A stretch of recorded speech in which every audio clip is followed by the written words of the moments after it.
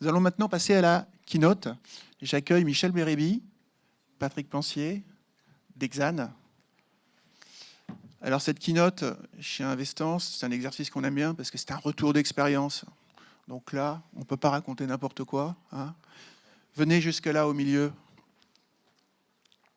Donc c'est un retour d'expérience. Vous avez initié tous les deux, chez Exane, une démarche d'automatisation sur les process, sur des contrôles. Mais je vous laisse nous en dire plus. Oui, exactement. Bonsoir à tous. Donc, moi, je m'occupe avec Michel des systèmes d'information post-trade d'Exane. Donc, je suis député adjoint du post-trade chez Exane. Donc, on s'occupe de plusieurs filières. Dans la filière titres, donc le broker cash equity, la filière trading, donc des instruments dérivés, et un petit peu d'asset management. Et dans ce cadre-là, parce que le retour d'expérience qu'on va vous faire aujourd'hui, c'est sur 3 thématiques. Donc, c'est surtout la thématique des données. Donc, comment on a intégré des données qu'on appelle non structurées dans notre système d'information. Donc, c'est des données qui, il y a encore peu de temps, n'étaient pas intégrables simplement dans les systèmes d'information legacy, et grâce aux nouvelles technologies, comment on les intègre et comment on STPise des endroits qu'on ne pouvait pas STPiser avant.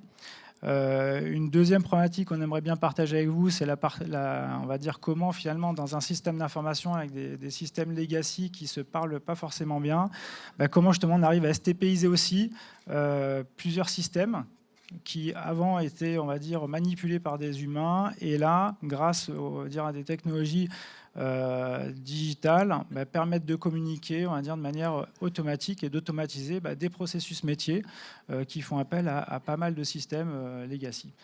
Et la troisième chose qu'on va développer aussi, c'est justement la conduite du changement, parce qu'on parle d'automatisation, mais comment finalement les collaborateurs ont passé d'un mode, on va dire, où il y avait des actions un peu répétitives, rébarbatives, à finalement un mode plus exception management, où on va focaliser sa valeur ajoutée sur les problèmes et pas sur le flux, le flux de volumineux. Donc je vais développer la première thématique sur les données non structurées, et Michel va ensuite se charger de la partie STPisation des systèmes legacy et justement de la conduite du changement. Pour le premier thème, en fait, nous on était confrontés on va dire dans le milieu du post-trade à pas mal de problématiques liées aux documents, donc documents qui étaient manipulés par différentes personnes des middle back-office. Et jusqu'à présent, c'est vrai que c'est des endroits où on avait du mal à automatiser, parce que c'était finalement du rapprochement visuel, mais sur des données PDF, des mails, etc.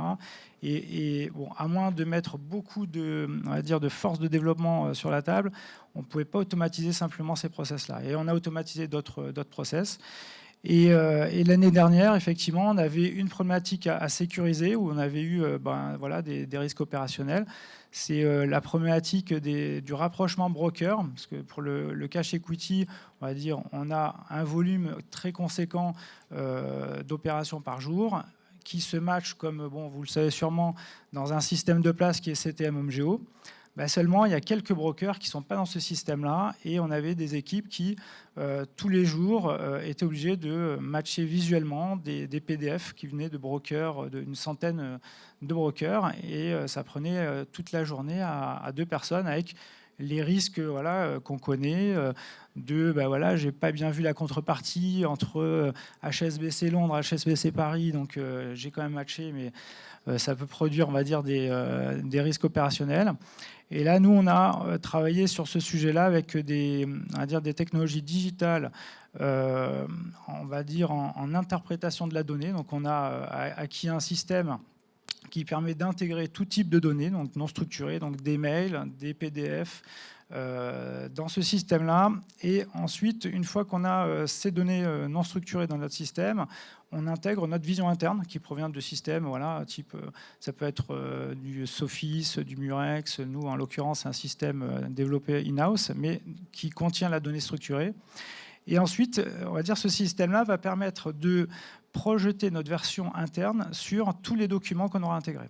Et là, grâce à un système de pondération en fonction des éléments qu'on souhaite matcher, alors ça peut être le code ISIN, le code Bloomberg, des dates, des prix, des devises, il va nous trouver le document qui est le plus adapté à chaque trade de notre système d'information.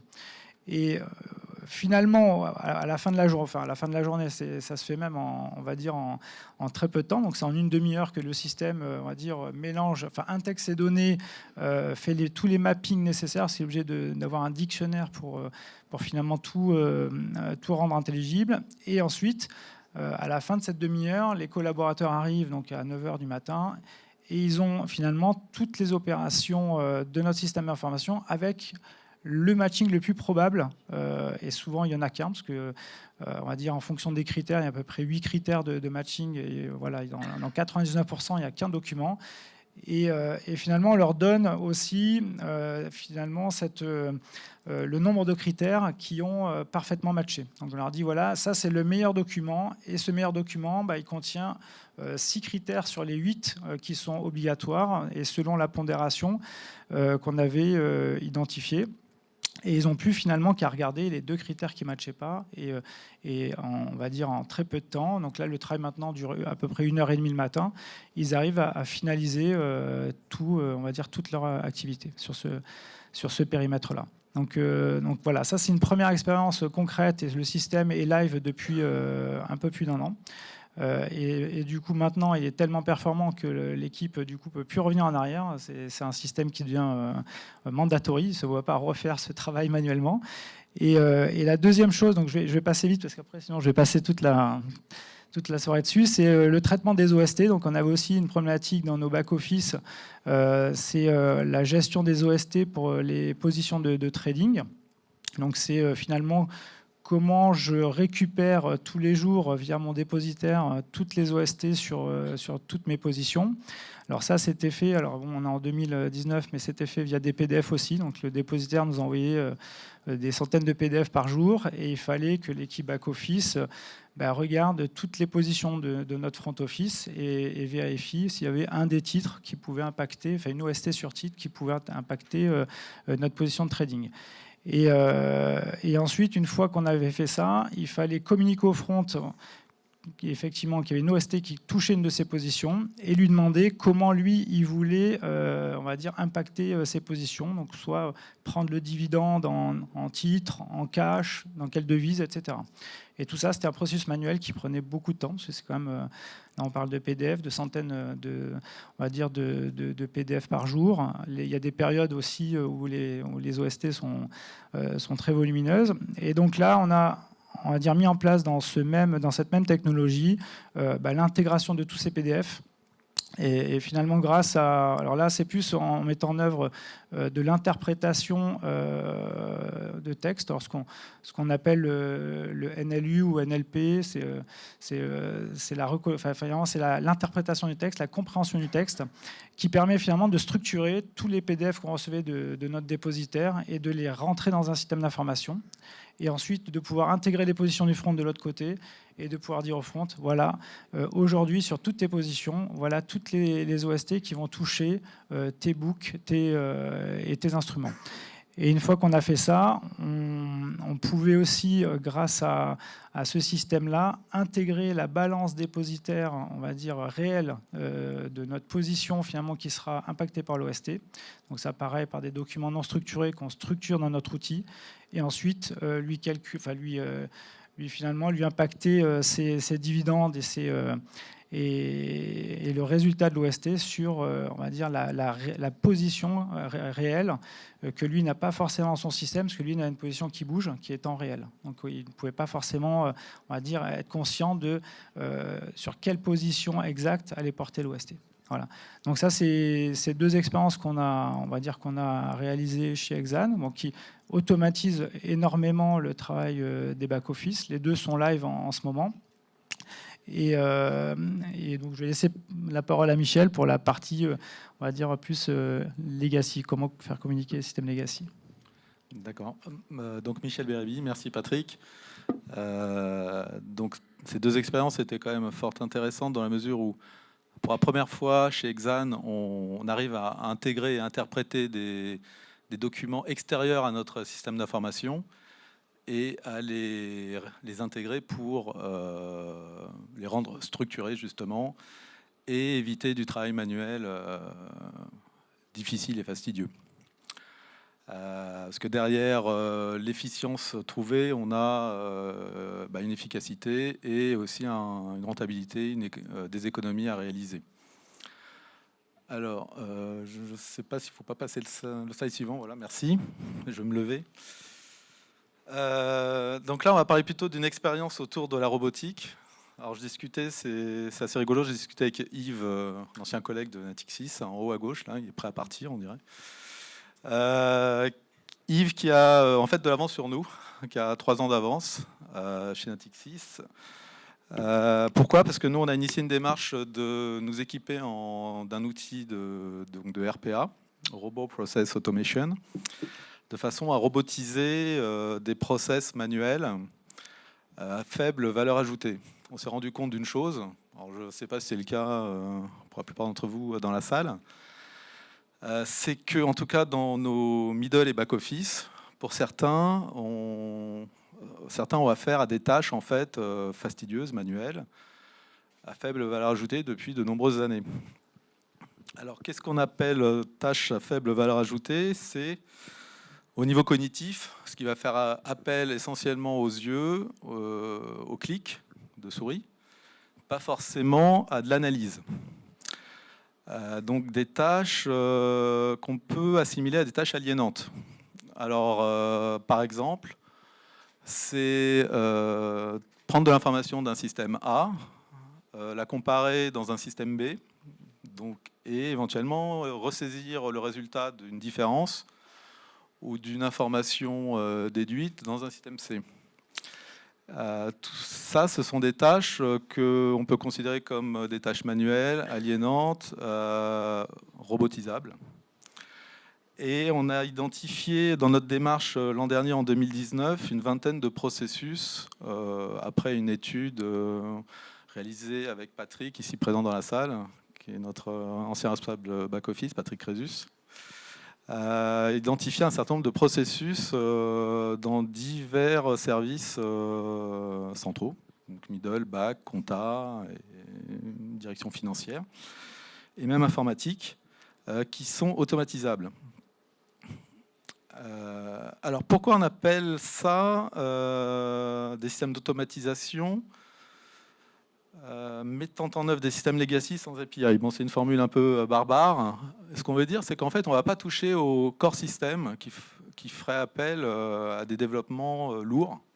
Donc, on ne touche pas à nos systèmes majeurs, systèmes de middle office, de back office ou de front office. On va s'intéresser à simuler en fait des actions humaines entre différents systèmes. Donc, on va essayer d'identifier les processus qui sont à automatiser et voir si on peut donc les piloter au travers d'un outil robotisé. Alors, qu'est-ce qu'on a identifié qu'on va mettre en œuvre? En fait, on n'a pas encore mis en œuvre ces processus. On a identifié par exemple un processus de matching d'exécution sur obligation, un processus qui fait appel à 3 systèmes. Un système front office, et je vais passer très brièvement dessus, c'est le schéma qui est décrit ci-dessous, là, dans le bas du slide. Un système front office, un système externe CTM et un système middle office interne in-house. En fait, ce qui est symbolisé par des petits robots blancs sur fond bleu, c'est des actions aujourd'hui qui sont manuelles et qui consistent à aller chercher de l'information dans un système CTM. Je vais pas décrire le processus parce que ça va être long. Et à ressaisir des informations d'un système middle office qui lui-même va demander des ressaisies d'informations dans un système front office. Alors, plutôt que d'essayer de faire des ponts automatisés entre ces 3 systèmes qui pourraient faire appel à une charge de plusieurs centaines de jours de développement, de tests et autres. On a identifié donc cette automatisation de process. On a identifié en fait un développement relativement faible, inférieur à une 50aine de jours, autour d'une technologie robotisée, RPA. Ça. Alors, si on change de slide, c'est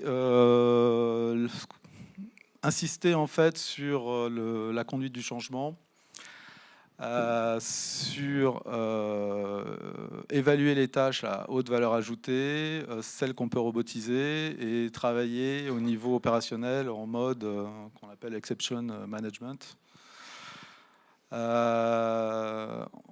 Certaines études disent que 30% des tâches administratives aujourd'hui peuvent être robotisées.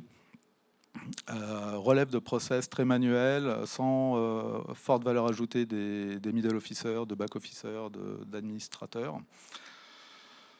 On pense que pour bien réussir l'automatisation d'un process, il faut qu'on soit complètement intégré, équipe de développement IT, équipe opérationnelle, et que ce soit un binôme composé des deux typologies, donc process, middle officer, back officer et IT. Sinon, ça peut être difficile à mettre en œuvre. Et c'est important d'estimer les gains d'automatisation pour qu'il y ait un ROI élevé. Et ce qui est important, c'est en amont aussi ce qu'on appelle les process as is to be. C'est est-ce qu'on conserve le process et on a une automatisation qu'on peut catégoriser comme tactique, ou est-ce qu'on essaye de faire évoluer le process vers un process plus efficient en amont et automatiser un process modifié. Voilà, c'est des questions qu'on se pose encore. On est au début de l'automatisation par robotisation. Mais voilà, c'est le début d'une aventure dans la digitalisation chez Exane.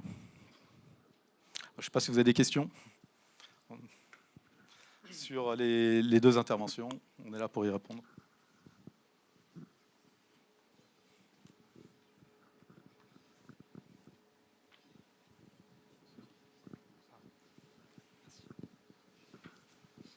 Je rejoins un peu votre dernière assertion parce qu'aujourd'hui, il y a deux tactiques et les cabinets vous vendront peut-être des approches différenciées. Aujourd'hui, souvent, on a des approches perfectionnement du process, optimisation, lean, automatisation.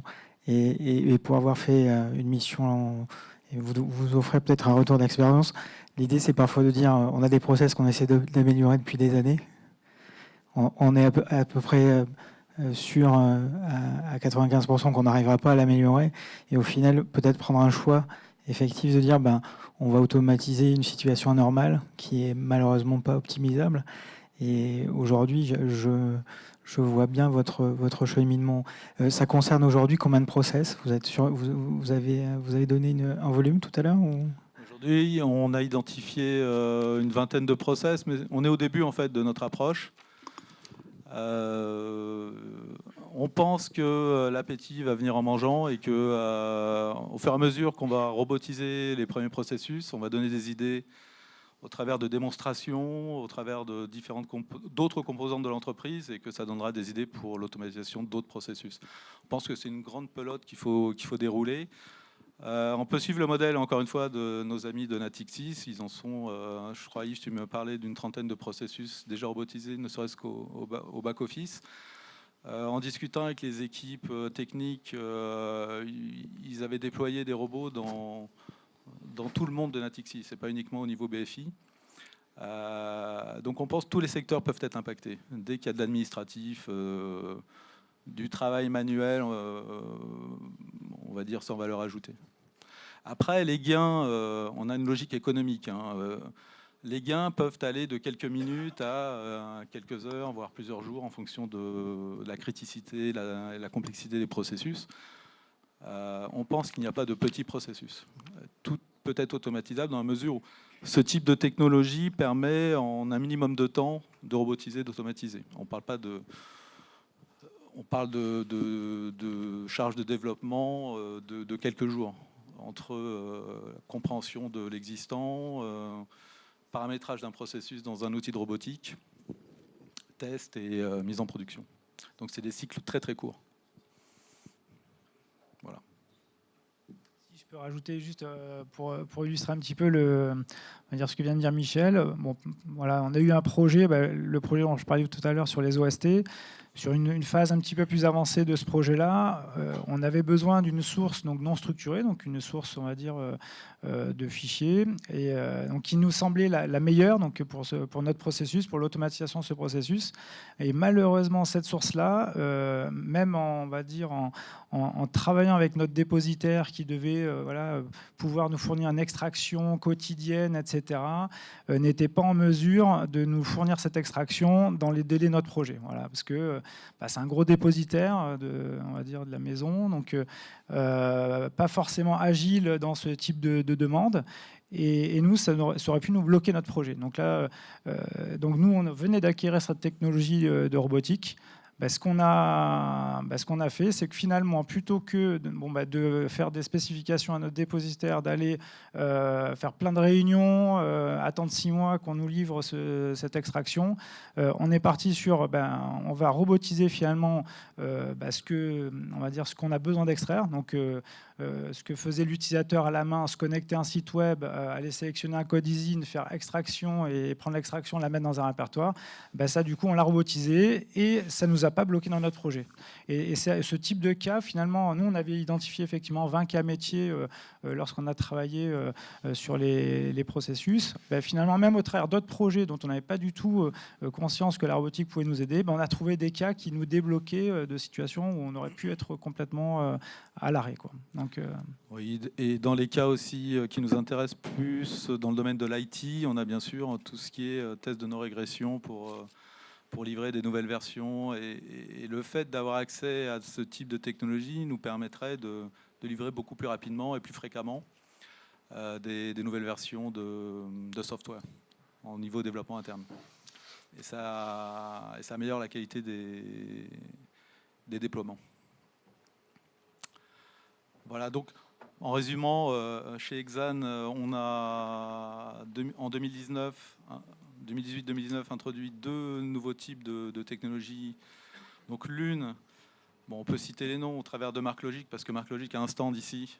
Donc c'est l'outil d'intégration des données non structurées au travers de 2 cases. Et on a d'autres cases qui peuvent arriver en 2020 sur la compliance, sur tout ce qui est analyse de la donnée, de la voix, retranscription de la voix en format texte et analyse de ces données.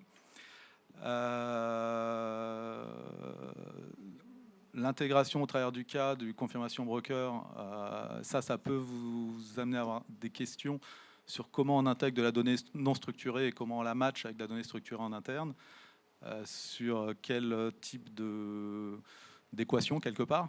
Donc nous, on utilise plutôt du calcul de probabilité derrière tout ça. Et la dernière technologie qu'on essaye d'embarquer, même si on est un peu de retard par rapport à nos amis Natixis et d'autres sûrement, c'est la robotique. Voilà. Donc on prend le train et voilà, on voulait vous faire ce retour d'expérience. Et si vous avez des questions, nous sommes à votre disposition.